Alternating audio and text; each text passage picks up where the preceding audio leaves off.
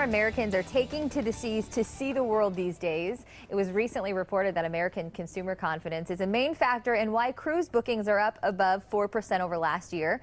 Carolyn Spencer-Brown, editor-in-chief of Cruise Critic and CEO of Torstein Hagen, just previewed the first new ocean cruise in line in almost a decade, sailing on the maiden voyage of the new Viking Ocean cruise ships, Viking Star, from Istanbul to Venice. Good morning to you both. Great to have you on the show today.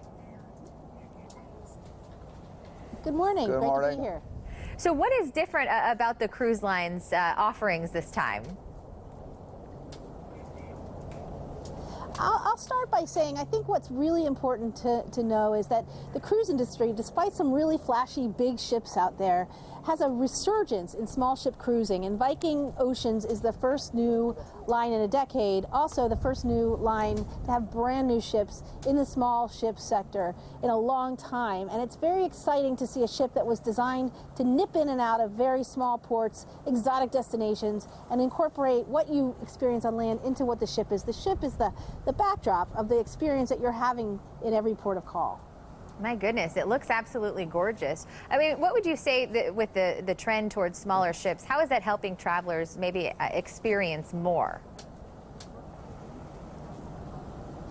I think what's important about the trend is that you're seeing a lot of travelers come into the market in the sort of the baby boom years, and they've traveled well already. They may have said, we're independent, we're used to going to exotic places, we don't think a cruise is for us. But what's different about the small ship sector is that these are cruises that appeal to baby boomers because they're about immersion, about experiences in ports, about up close and personal experiences that you couldn't get on your own, and also about incorporating where you're visiting onto the onboard sort of ambiance.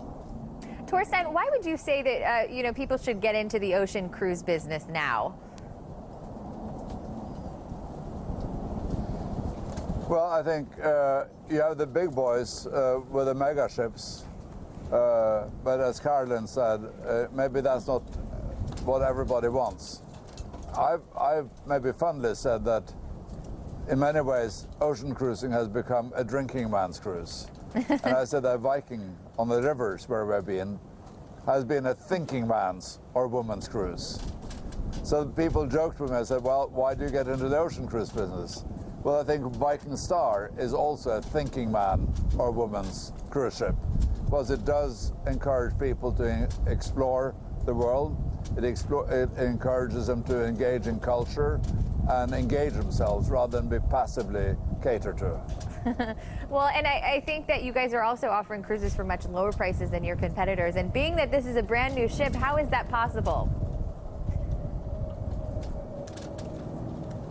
Well, we have experience from operating small ships, the river ships with 200 passengers.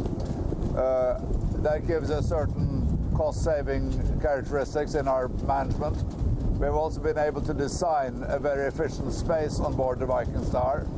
So many things we've done, for example, no casino.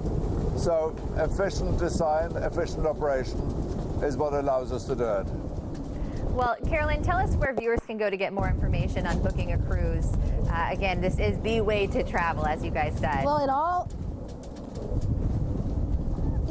humility, I'm going to suggest, of course, that people go to cruisecritic.com, where we write about everything from packing tips to ports to ships like Viking Star back there. And there's probably other places you can go as well. You can go to vikingcruises.com. Thank you both. Thank you both so much. We're also going to have more on this segment posted online to our website. To learn more about cruising, go to fox4morningblend.com.